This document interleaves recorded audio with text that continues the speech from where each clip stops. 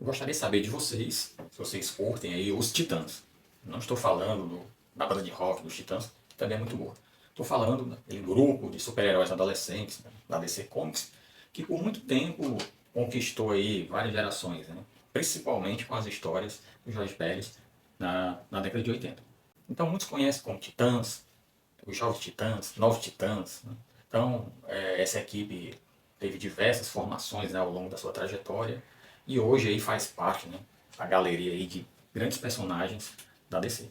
Mas e os mais jovens, né, não recordam que o primeiro nome desse grupo, né, foi chamado de Turma Titã. Eu estou trazendo esse vídeo aqui para vocês, né, para compartilhar aqui a aquisição desse quadrinho que eu fiz aqui numa Comic Shop de Fortaleza, fanzine, aqui no centro da cidade. Na verdade, eu fui lá comprar o volume 17 da saga do Homem-Aranha e eu já tinha visto isso aqui, né, mas achei a capa algo muito infantil, apesar de eu gostar, né, do tema, ano 1, mas eu decidi comprar para ler. Realmente é uma publicação, uma história bem simples, né, não é um roteiro, né, um roteiro raso. É uma história para um público mais jovem, né? Hoje os Titãs aí, principalmente com as séries animadas, né? Conquistou esse público mais jovem. E isso me fez lembrar, né, lá dos primórdios, né, da saudosa editora Ebal, que trouxe as primeiras histórias aqui no Brasil, né? Publicou aqui no Brasil, com o título Turma Titã. Então isso aqui me fez relembrar disso aí, pensar um pouco, né, como foi essa trajetória. Eu que gosto de ler muito, né, as revistas, as histórias, acompanhar as histórias dos Titãs.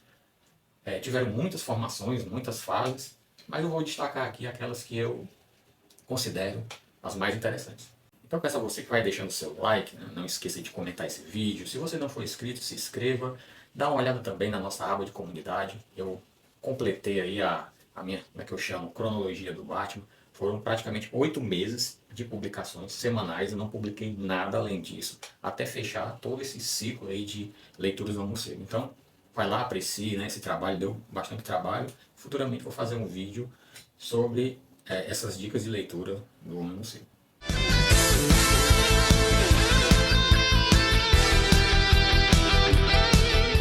Bom, eu comprei isso aqui, eu li, né, comecei a ler à noite, no dia que eu comprei, terminei no outro dia de manhã cedo, 144 páginas aqui, você tem, né, a Turma Titã, né, como foi chamado inicialmente, né, não Jovens Titãs, é o título aqui, você tem.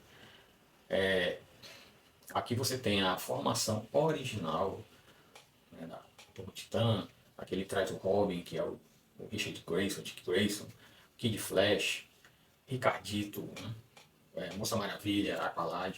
Bom, aqui, como eu disse, é uma história bem simples. Ela traz aí, né, faz uma apresentação dos, dos personagens, as suas relações com seus tutores, né, no caso aí o Batman, Aquaman, Mulher Maravilha, Flash e Arqueiro Verde. E aqui mostra, digamos assim, a primeira atuação, né, da Turma Titãs como uma equipe. E até eles criando esse nome. Então isso me lembrou muito da primeira história da Ebal, né? Vai já falar sobre elas. Então é uma leitura simples, como eu disse, mas eu me surpreendi, assim, dentro da sua simplicidade, como foi divertido a forma como eles trouxeram aqui a formação, né? Recontar, na verdade, essa história que encaixou bem para o tema ano 1. Bom, tratando-se da primeira aparição, né, isso ocorreu na revista Os Bravos Destemidos, foi no ano de 1964, foi se eu não me engano, foi o volume 54 dessa revista. Então tivemos aí a primeira aparição dessa turma, né, Turma Titã, titular Turma Titã, e a formação original tínhamos apenas o Robin, Dick Grayson, o Kid Flash, né, que é o Wally West, e o Aqualad.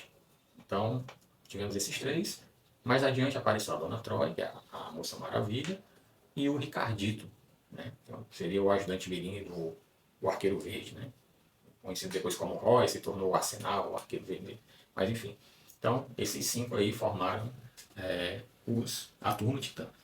Aqui no Brasil, essa história ela saiu na terceira série, né, da Ebal, na revista O Herói, número 21.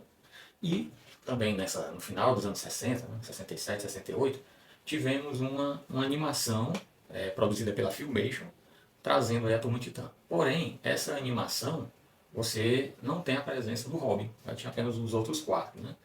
Talvez por não chegar aí num consenso autoral, né? Já que o Robin fazia parte do universo do Batman. Mas enfim, foi uma animação que serviu para introduzir aí, né, no universo aí fora dos quadrinhos esses jovens super-heróis. E aqui no Brasil, né, falando ainda da saudosa editora Ebal, a revista dos Titãs, né, a revista própria dos Titãs, ela durou do ano de 1968, mês de setembro, até janeiro de 1973. Foram 51 volumes trazendo aí essas histórias dessa turma. Lógico que do meio por fim foram aparecendo outros personagens que quem acompanha a trajetória dos Titãs conhece, né, como Rapina, Columba, a Lilith, né, e apareceram aí em outras mídias, até coisas mais recentes como a série dos Titãs, que está aí por enquanto, né, na Netflix. Infelizmente eu não tenho nenhuma dessas edições, dessas 51 né, números que saíram pela Ebal aí no final dos anos 60, início dos anos 70. Eu tenho, lógico, em PDF, né, não tenho físico. Mas quem sabe um dia eu consigo uma coisa ou outra, né, para, digamos assim, ter, né, um material físico dessa grande fase, que não foi a melhor, mas serviu para apresentar aí aos leitores a Turma Titã. Bom, ao ler isso aqui, eu lembrei de um encadernado que eu tenho, chamado de Robin e Batman, que é esse aqui. É um encadernado de 144 páginas. É uma história legal, ela, digamos assim, casa bem com o Robin ano 1, só que aqui é intitulado Robin e Batman, né, que seria o final do treinamento do Robin, seus dilemas, conciliar a sua vida, né, de adolescente, escola, treinamento com Batman, isso tudo pela visão do Robin, né, pela ótica do Robin. E aqui eu estou, né, fazendo o gancho disso aqui, porque no meio dessa história você tem o primeiro encontro dos ajudantes mirins aí da Liga da Justiça. Então você tem a primeira ida do Robin, Dick Grayson, ao satélite da Liga, e lá ele encontra os outros ajudantes mirins, né, que viriam então, né, posteriormente aí, a formar o grupo Titãs. Então, achei bem interessante, curioso, e eu recomendo essa leitura. Né? Eu acho que ela ali com o Robin Ano se complementa perfeitamente. Vale destacar também que nos anos 70 nós tivemos uma formação aí titulada como os Titãs da Costa Oeste, que aí já foram introduzindo outros personagens, né, como Columba, Rapina, Lilith, aí tinha o Labareda, o Rapaz Fera, o Águia Dourada. Então, foi uma formação, né, mais ou menos aí, vamos dizer assim, meia boca, mas alguns personagens foram importantes em histórias com os Titãs, por exemplo, Columba e Rapina. Bem, meus amigos, chegando aí nos anos 80, aí nós temos que, para mim, foi o ápice das grandes histórias, não que eu não gosto das outras antes e depois, mas, cara, isso aqui para mim foi o ápice, foi o auge das histórias, já aqui com o título, né, Os Novos Titãs, por Jorge Pérez e Mark Wolfman. Aqui é a coleção, né, esse volume aqui que eu estou mostrando, faz parte, que é o primeiro volume da coleção Lendas do Universo DC, Os Novos Titãs. Essa coleção tem 23 volumes, eu tenho todos dessa extraordinária fase, né, Jorge Pérez, Mark Wolfman. O Jorge Pérez não fica até o final. Depois tem um encadenado, que eu tenho também, né, esqueci de botar aqui, tem tipo um fechamento aí dessa fase. Mas aqui nós temos uma nova formação, onde o Robin, né, aqui o Dick Grayson, forma uma nova equipe, e as histórias aqui, né, começam com a formação antiga, tendo o Kid Flash e a Moça Maravilha, introduzindo outros personagens, como a Estelar, a Ravena, o Ciborgue e o Mutano. Vale ressaltar que o Mutano, ele pertencia à Patrulha do Destino, né? Uma equipe de mutantes aí da DC. E depois ele migrou para os Novos Titãs. E o Ciborgue, que depois, né, muita gente conhece o Ciborgue na Liga, mas na verdade o Ciborgue, ele pertencia ao grupo Novos Titãs. Eu gosto muito dessa fase, para mim estão as histórias mais clássicas, e aqui você vai acompanhar uma fase onde o Robin ele amadurece mais no quesito liderança, né, que ele realmente se torna já um líder nato dos Novos Titãs, e a mudança, né, ele deixando o manto de Robin e passando a ser o Asa Noturna. Então, quando você, né, chega em um determinado volume, você já tem aqui o Dick Grayson sendo o Asa Noturna e não o Robin. Né? Então, mais adiante você vai ter um outro Robin, participando dos Novos Titãs, né? Mas não mais o Dick Grayson, né? Tim Drake, mas aí a gente comenta depois. E por falar em histórias clássicas, eu não podia deixar de mencionar isso aqui, que é uma das histórias que eu mais gosto.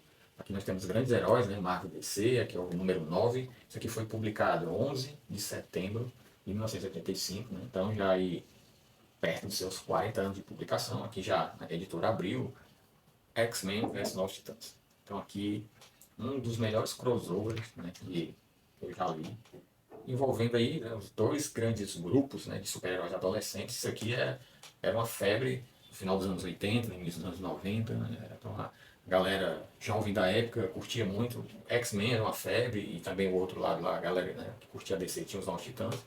Lógico, os X-Men acabaram se popularizando um pouco mais por conta da série, né?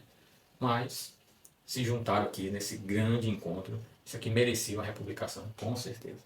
Bom, após isso, uma nova fase ela surgiu nos anos 2000, com o Geoff Johns, que é a fase que está saindo agora na saga dos Novos Titãs, que eu também estou acompanhando. Mas quem vai ler essa fase, eu recomendo ler esse encadernado, essa história, Justiça Jovem, uma nova liga. Isso aqui foi publicado entre setembro de 1998 e março de 1999. Esse encadernado aqui, ele traz digamos assim, uma reunião de jovens adolescentes, né, que já há uma nova formação, Superboy, o Impulso, né, que depois iria ser chamado de novo de Kid Flash, uma Arqueira Vermelha, uma nova Moça Maravilha, né, a Cassie. Então, é interessante você conhecer um pouco isso aqui para você entender como começa essa nova fase aí dos Novos Titãs. Bem, dito isso, né, mostrando aqui para vocês o volume 1 da saga dos Novos Titãs, uma fase que é aclamada por muita gente, né, Geoff Johns. Como eu disse, não é a minha fase preferida, nada para mim vai superar Jorge Pérez, mas aqui bem interessante porque ela dá uma continuidade ao que foi visto aqui na Justiça Jovem. Né? Aqui você continua com o Cyborg, Ravena, Mutano, temos aqui o Robin Tim Drake, o Dick, né, como Asa Noturna, aqui já o Impulso com a roupa de Kid Flash, né, que é o Bart Allen, né, parente aí do Barry Allen, e aqui a Cassandra Sandy Marks, né, como a Moça Maravilha. Aqui essa saga ela já está no volume 8, eu tenho comido aqui até o volume 7, e é uma fase aí que merece, para quem é fã dos Novos Titãs, acompanhar. Os Novos Titãs também fizeram parte da reformulação dos Novos 52, né? Então uma formação parecida com essa, a diferença é que o Robin era o Robin Damian Wayne. Né? Inclusive até em algumas animações aí, para o público mais infantil, o Robin dos Novos Titãs é o Damian Wayne, que é o filho do Bruce Wayne. Uma outra fase que eu considero bem interessante em ler é a Crise Sombria. Né? Aqui nós temos uma suposta morte, né, da Liga da Justiça, e os remanescentes da Liga se juntam aí com os Novos Titãs, né, e tendo aí como um dos líderes, né, o Asa Noturna. Então, aqui é mais uma crise, né, da DC, que eu considero bem interessante. São 7 volumes, eu comprei todos, né, e depois daqui surgiu a Aurora DC, onde os Novos Titãs têm uma revista própria. Né. Não sei se já saiu o segundo volume. Isso aí eu não sei se eu vou acompanhar ainda, né? Mas dizem que é uma fase bem interessante. De repente aí, mais adiante, eu me proponho a ler, né? Já que no momento eu estou focado aí na saga dos Novos Titãs. Com relação aí à mídia, muitos criticaram, realmente não é nada de espetacular, né? Que a série ainda tem aí disponível na Netflix, né, dos Titãs. Ela bebe muito do que você tem aqui na saga, até porque ela também tem roteiro do Geoff Johns. Ficou um negócio, digamos assim, mal explorado. Os personagens, né, poderiam ser melhor explorados. Você tem lá, nessa série você não tem o Cyborg, porque o Cyborg, né, estava presente aí na liga, né, desse universo. Aí você tem o Richard Grace, né, como Robin barra Asa Noturna. A série mostra essa transição, Ravena, Mutano, Estelar. Mais adiante aparece Columba, Rapina, Superboy. Então, bem interessante. Traz algumas coisas da fase de George Pérez, né, com a parte aí do contrato de Judas, ou daquele arco envolvendo Jericó, mas ficou algo assim melancólico. Né? Poderia ser algo com impacto maior até pelo o nível, né, dos personagens e o público que ele tem. Mas é uma série razoável, né? Dá para você assistir de boa. E é isso, meus amigos, né? Eu tentei contar um pouco, né, da história, que é extensa, né? Muitas formações dessa maravilhosa equipe e baseado também no que eu tenho, né, em mãos. E espero que vocês tenham gostado. Então, se alguma dessas histórias, alguma dessas falas chamou a sua atenção, deixa nos comentários. Faz um vídeo sobre a Crise Sombria, sobre a sua coleção de lendas, ou sobre a saga, que a gente atende, ok? Então, muito obrigado a você que ficou até o final deste vídeo. Um forte abraço e até a próxima. Tchau.